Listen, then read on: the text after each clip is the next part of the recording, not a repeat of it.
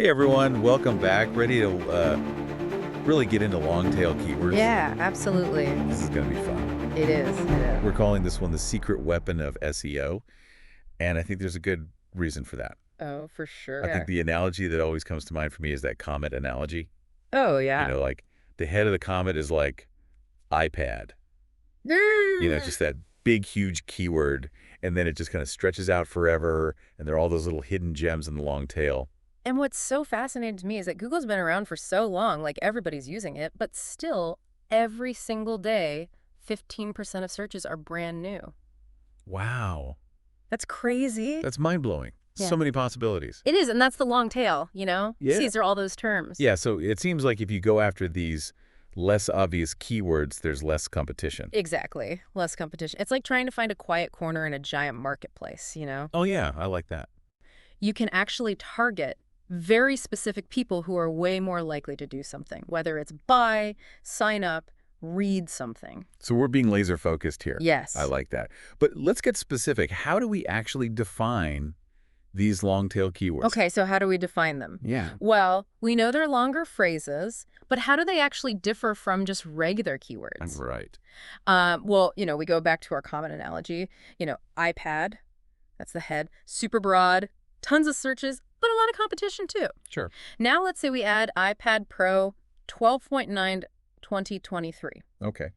Now that's a medium tail keyword, still popular, but we're getting specific about the model and the year. So we're narrowing the field, but what about the long tail? What does that look like? What would be an example? Okay, so imagine somebody searches for how to make a Facebook page ranked first on Google. Okay. Now that's hyper-specific. Yeah. That's not browsing. That's somebody really trying to figure out how to do something. So they're way down the funnel. Absolutely. They're past the just looking stage. They're ready to do something. Yeah, they're ready to make a decision. This is where it gets interesting. This is where it gets really interesting. Because now we can figure out what people actually want. Yes. This is gold because it reveals the why behind a search. And the source material had some great examples, like Best Women's Hoodie, Oh, that's a good one. which tells you they're looking for recommendations writers. Absolutely. And then there's Red Hoodie Front Pocket, revealing a preference for a specific feature. I love this one. Hoodie warehouse returns policy. Okay, so they're ready to buy, but Yeah, they're concerned. yeah, they're at that stage where they're like, okay, but what if I need to return it? Exactly. I love how specific it gets. I mean, it's like you can practically see the customer's thought process. Exactly. And this is so valuable for anyone who's trying to figure out who their audience is, what they want. So whether you're choosing a new product or a feature for your product, writing copy for your website, or trying to come up with really targeted ads, long-tail keywords give you that direct line to what people are really thinking. So it goes way beyond SEO. Oh, absolutely. It really does. And it's so powerful. So powerful. Now, the source material also mentioned this coffee example that I think really highlights what we're talking about here. Yes, this is a good one. So the data from Semrush shows that coffee gets 673,000 searches a month, something like that. It's a lot, right? Huge. So coffee's our winner, right? Oh, hold on. Okay. It's a lot of volume, but also a ton of competition. Like you're going up against Starbucks, Folgers. Yeah, the giants. Yeah, all the big guys. Okay. So then we have a term like organic coffee beans. Okay. Fewer searches overall, but way less competition. And the people who are searching are much closer to actually buying something. You know what they want. They know what they want. So it's about finding that sweet spot where there's enough interest, but not so much competition that you just get lost in the noise. Exactly. I love that. And this focused approach can really, really boost your results because you're attracting the right people at the right time. That's the key takeaway here, right? Absolutely. This is making a lot of sense. But now I'm wondering, okay, how do we actually find these hidden gems? Do I need to become like an SEO wizard? No, not at all. Okay, good. There are some surprisingly simple strategies that anyone can use, and believe it or not, Google itself can be a great starting point. Wait, really? Google? Like the company that's famous for being super secretive about their algorithm? I know, right? Okay. But Google wants to help people find things. True. And this is where the autocomplete feature comes in. Okay. It's a gold mine. You just start typing a relevant phrase into that search bar, and Google's going to give you a bunch of suggestions. Like if I start typing coffee machines, I might get coffee machines with grinders or best coffee machines for small apartments. Exactly. And these are based on what real people are searching for. Oh, wow. It's like Google's giving us a peek into what everyone is doing. I love it. So we've got Google Autocomplete giving us ideas. What's next? Take those suggestions, plug them into a tool like Semrush's keyword overview, gives you way more data, search volume, how difficult it is to rank for that keyword. So we're not just guessing here. No more guessing, we've got data to back us up. Data's our friend. Okay. So we've got Google Autocomplete, we've got Semrush keyword overview. Anything else we can use? Absolutely. Okay. Semrush Keyword Magic Tool is like this incredible idea generator. It's like Right. on steroids or something. You put in a seed keyword like coffee machines, and it's going to spit out this massive list of related terms all organized for you. Wow. So it's not just a few suggestions. It's like a whole world of keywords. It is a whole world, and you can filter them based on all sorts of things. Okay. So let's say you only want keywords with at least 100 searches a month, and you want to make sure that the competition isn't too high. So we can filter out the Starbucks. You got it. You set those filters and see what comes up. I like this. This is starting to feel less like magic and more like having a superpower. Yes. And there's this really cool feature in Keyword Magic Tool called the Questions tab. Okay. And it shows you the actual questions people are typing into Google. So we don't have to guess what they're wondering about. You got it. So you could have something like, how to clean a coffee machine with baking soda. Oh, yeah, I've Googled that before. Yeah, I mean, haven't we all? So you can see how different businesses could answer that same question in completely different ways, depending on who they're talking to. Absolutely. Like a coffee shop owner might have these really practical cleaning tips from experience. Like, oh, this is what we do at the shop. But then a coffee machine manufacturer might have more technical advice. Okay, that makes sense. Totally different approaches. So we've got Google Autocomplete, we've got Keyword Magic Tool. What other strategies do we have in our toolkit here? Well, sometimes the best way to learn is to see what other people are doing, especially your competitors. Okay, I like a little competitive intelligence. That's always fun. So this is where Semrush's Keyword Gap tool comes in. It lets you compare your site to your competitors and see what keywords they're ranking for that you're not. So we can see what's working for them and find those untapped opportunities. I like it. Absolutely. And it can help you uncover keywords you might have totally overlooked or areas where you can create content to outrank them. So much good stuff here. I know, it's amazing what we can find out, right? Yeah, it is. It is. Okay, so we've got the high-tech tools covered. But I'm also wondering about those more, down-to-earth research methods. Like, what about those niche forums and Q&A websites where people are having real conversations? Oh, you're so right. Those are gold mines for long-tail keywords because people are just using their natural language, asking questions. Sharing their experiences? Exactly. And because people are often very specific on these forums, you're more likely to discover these niche long-tail keywords that you might not find anywhere else. Okay, I'm sold, but where do we even begin? Well, the first step is to figure out where your target audience hangs out online. Okay. So think about places like Quora, Reddit. Are there any specialized forums in your industry, even Facebook groups or LinkedIn groups dedicated to your niche? So basically, anywhere people are actively discussing topics related to my product or service. Exactly. Okay, so how do I find these online communities? Is there a trick? Well, you can start with a simple Google search. Just type site.forum plus your topic. So site.forum, sustainable coffee farming. Okay, and Google will magically find them. They will. And then you can dive into those conversations, see what questions people are asking, and write down those specific phrases and keywords. It's like attending a virtual focus group, but without those awkward introductions. I love that. And once you've gathered all those keywords from forums, you can use a tool like Semrush's Keyword Overview again, or their organic research tool to see their search volume. More data, more data. You got it. It's all about data these days. Okay, so now I'm thinking about another resource we often take for granted, which is our own website data. Can Google Search Console help us with long-tail keywords? Absolutely. Google Search Console can be a game changer. Okay, so we can see what keywords are already bringing people to our site, but can we find new long-tail keywords this way? Yes. So what you want to do is sort the keywords by position.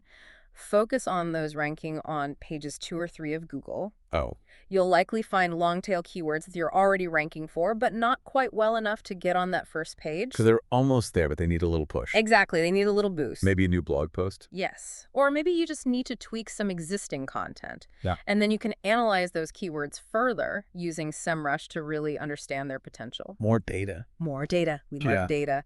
All right, so we've got Google Search Console showing us what's working, and Semrush giving us the insights to make smart decisions. You got it. I love it. Now we've covered a lot of ground in finding long-tail keywords, but now comes the fun part, how to actually use them in our content. Right, because having a list of keywords is great, but if you don't know how to incorporate them effectively, it's not going to do much for you. That's where we'll pick up in the next part of our deep dive. Absolutely. Stay tuned. Welcome back. I hope you had a chance to kind of play around with some of those long tail keyword strategies we talked Oh, about. absolutely. I know I have.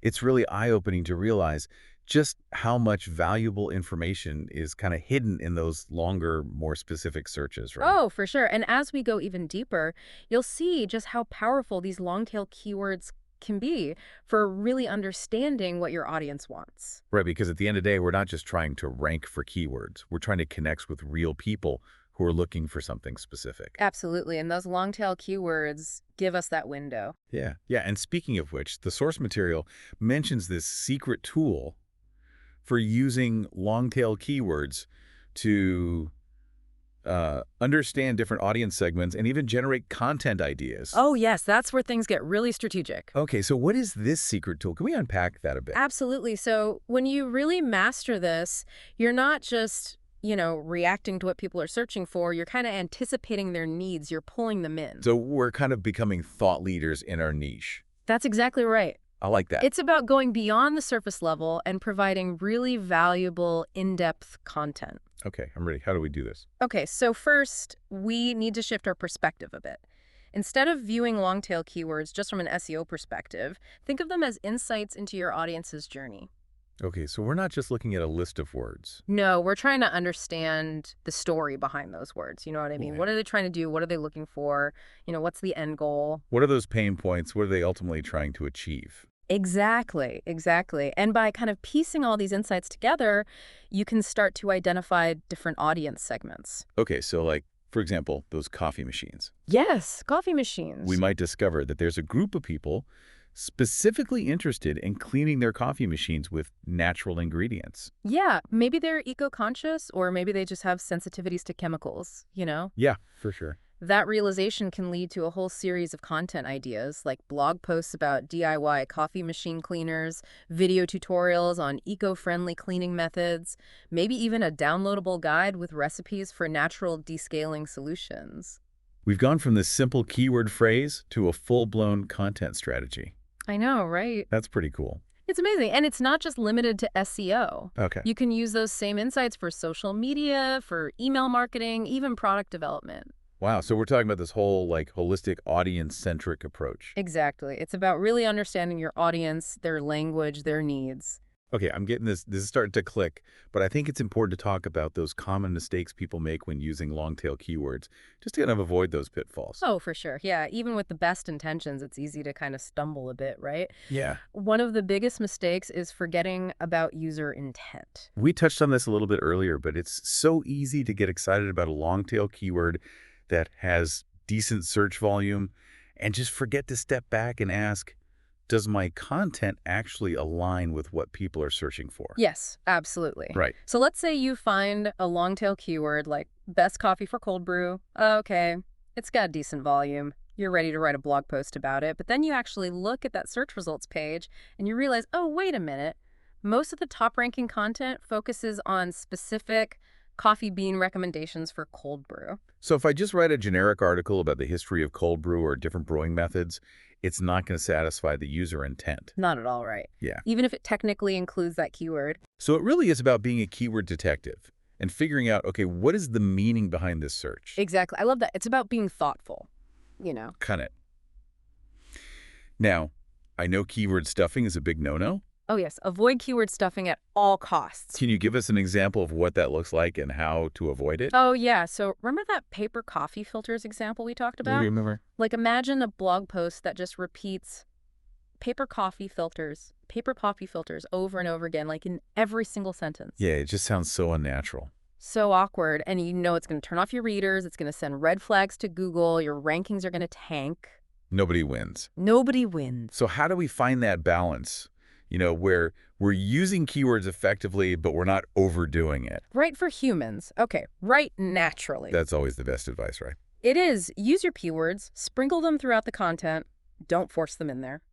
So instead of saying, paper coffee filters 5 times in a paragraph. Hmm. I might say paper filters, coffee filters, Yeah. filters on its own, as long as the context is clear. You got it.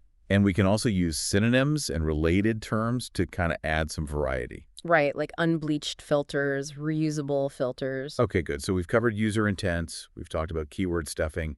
Any other traps to be aware of? Another one is fixating on search volume without thinking about relevance. Right. Just because a keyword has a lot of searches doesn't mean it's the right fit for us. Exactly. And this can be especially tempting with long-tail keywords because they often have lower search volume than those broad terms. Right. So I might see a long-tail keyword with a few hundred searches and think, yeah, that's not a lot. And dismiss it. And not even consider if it's actually perfect for my target audience. Yeah, quality over quantity when it comes to keyword research. Always remember that. Okay, good advice. So how do we actually assess the relevance of a keyword? Ask yourself, does this keyword really reflect what my target audience cares about? Okay, so if I'm a company that sells those eco-friendly cleaning products, a long-tail keyword like how to clean a coffee machine with vinegar might be super relevant, even if it doesn't have tons of searches. That's a great example because it aligns perfectly with your brand and your values. So it really is about going deep and understanding what you're trying to accomplish. Exactly. Long-tail keywords are powerful, but you have to use them with a purpose. Okay, so we've talked about mistakes. Now let's focus on those pro tips that were in the source material. What are some of the things that can really take our long-tail keyword game to the next level? Ah, yes, the secret sauce. You ready? I'm ready. Bring it on. Okay, so here's a gem. When you're analyzing those long-tail keywords you found, don't just focus on the obvious metrics like search volume and keyword difficulty. Pay attention to the SERP features as well. Okay, can you remind me what those are again? I'm a little fuzzy. Oh, sure. Those are all those elements that show up on a Google search results page besides the traditional blue links. Okay, like featured snippets, the knowledge panels, image carousels, the people also ask. Exactly. Okay. They're and- designed to give people the most relevant and helpful information right on that search results page. Right, right. So how do these SRP features relate to long-tail keywords? Well, certain long-tail keywords are more likely to trigger specific SERP key features. For example, long-tail keywords that are phrased as questions, those often show up in those people also ask boxes. So if I'm targeting a long-tail keyword like how to descale a coffee machine with vinegar, there's a good chance my content could end up in that people also ask section. Exactly, and that can be huge. Right, because you're getting visibility even if you're not at the top of those organic results. Absolutely. It's a great way to drive traffic. Okay, so when we're doing keyword research, we should be looking at not just the keywords themselves, but also what those features are. Yes, and tools like Semrush will actually show you which features are associated with a given keyword. Oh, that's helpful. It is. It gives you so much insight into the search landscape. So we're playing this SUP feature game. That's a new one for me. We are. All right, here's another one that often gets overlooked. Don't underestimate the power of long-tail keywords for local SEO. So we're talking about businesses that have a physical location, like brick and mortar. Exactly. Long-tail keywords can be so effective for targeting those local searches. Like instead of just targeting coffee shops, a business could target best coffee shops near Central Park. Yes. Or coffee shops in Midtown with outdoor seating, you know? So we're being super specific with location to attract those customers who are actively searching for businesses in their neighborhood. Absolutely. And those long-tail keywords are often less competitive, so it gives smaller businesses a chance to rank well. This is amazing. So we've gone from SEO and content strategy to local SEO. Where else can we use these keywords? Oh, the possibilities are endless. Think beyond just text-based content, you know? So we're not just talking about blog posts and articles. No, not at all. Like, remember those long-tail keywords that are phrased as questions? Yeah, those are perfect for videos. Absolutely. How to clean a coffee machine with baking soda? Why not create a short video tutorial showing people how to do it step by step? So much easier than reading about it. Way more engaging, and videos are huge these days. Oh, for sure. People love them. Okay, so videos on the table. What other formats are out there? Well, infographics are another fantastic way to visualize information and make it more digestible. Like if I'm targeting a keyword like benefits of drinking organic coffee, I could create an infographic that lays out all those benefits. Absolutely. And infographics get shared a lot. They can really help you reach a wider audience. Okay, so we've got videos, infographics, and our good old blog posts and articles. Oh, and don't forget about podcasts. Ah, yes, what we're doing right now. Exactly. Podcasts are great for going in depth and connecting with your audience. And people often listen to podcasts while they're doing other things, so Yeah. you can reach them when they might not be actively searching for information. Yeah, that's right. And here's another tip. If you have a blog post doing really well for a certain long tail keyword, turn it into a podcast episode. Oh, that's smart. So we could take that blog post about cleaning a coffee machine with baking soda Yeah. and turn it into an episode. Maybe even bring on an expert guest to talk about it. Exactly.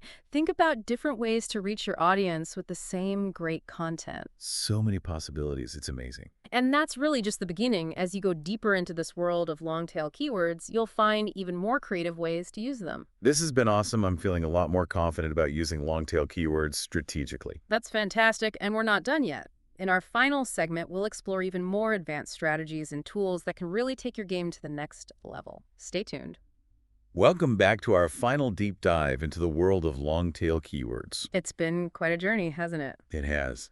From those hidden gems in Google's search universe to those pro tips for content. I feel like we've uncovered so many strategies already, but you mentioned some even more advanced techniques that can really take things even further, and I'm ready to dive into that realm of long-tail keyword mastery. Excellent. Let's start with something called keyword clustering. Have you ever heard of that? The name rings a bell, but I'm not entirely sure what it involves. Is it about grouping keywords together? You're on the right track. It's about organizing your long-tail keywords into these groups based on what people are actually searching for and the topics they cover. Okay, instead of treating each keyword as like its own separate thing. Exactly. You're looking for the connections. Got it. Can you give me an example of how this would work in practice? Sure. So let's say you're selling coffee beans online. You might have a cluster of long-tail keywords related to organic coffee beans, another cluster for fair trade coffee beans, and maybe another for coffee beans for espresso. So we're creating these mini categories of keywords that all share a common theme. Exactly. And how does this actually help us from an SEO perspective? Well, first of all, it makes your website architecture way more logical and user-friendly. You can create dedicated pages or sections for each of these keyword clusters, which makes it easier for both people and search engines to navigate your site. So we're not just randomly scattering keywords throughout our website, we're organizing them strategically. Exactly. And when Google sees this, it signals to them that you're a credible and authoritative source of information. So this is kind of like information architecture almost. It really is. It's about creating a great experience for your users, and that benefits your SEO too.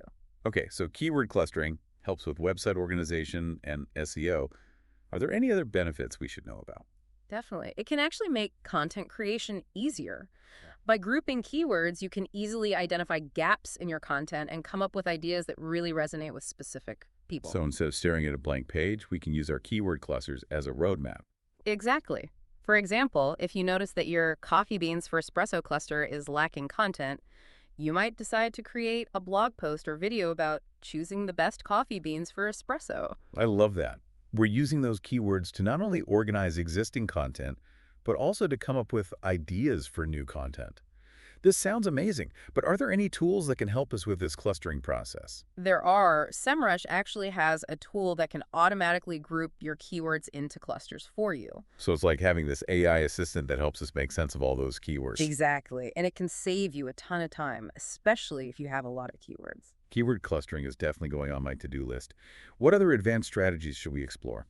This next one is a bit more technical, but stick with me because it can be so valuable. It's called schema markup, and it's a way of giving search engines even more context about your content. Schema markup. I've heard that term before, but I'm not really sure what it means. Think of it like adding labels to the different parts of your website. These labels are written in code that search engines can understand, and they basically tell Google what each thing represents. So it's like we're giving Google a behind-the-scenes tour and explaining what each piece is. Exactly. And you can use schema markup to highlight the long-tail keywords that are relevant to your content. Okay, so how would that work? So let's say you had a product page for those organic coffee beans we keep talking about. Okay. You could use schema markup to tag those phrases like organic coffee beans, fair trade coffee, and shade-grown coffee as keywords for that product. So Google will see those keywords clearly labeled and understand that those terms are really important for that product. Exactly. And that can help you rank higher for those long-tail keywords, which means more traffic. This is making me realize just how much goes into SEO. It's not just about putting keywords on a page. There's this whole technical side, too. There is, and the more you understand it, the more control you'll have. This has been incredibly helpful. Yeah. I feel a lot more confident about these more advanced strategies. That's fantastic. And remember, even though we've covered a lot today, this is just the beginning. There's always more to learn and new things to try. I'm definitely going to keep exploring. Yeah. Any final words of wisdom? Embrace the long game. Long-tail keywords often have lower search volume, so it takes time to see the results. Patience is key. It is. As you create great content that targets the right keywords, you'll build those backlinks and become an authority in your niche. Well, this has been an incredible deep dive into the world of long-tail keywords. I feel like I've learned so much. It's been a pleasure diving in with you. Me too, me too. And to all our listeners out there, don't be afraid to get creative with your keyword research and your content. Think outside the box, experiment with different formats, and most importantly, have fun. Until next time, happy keyword hunting.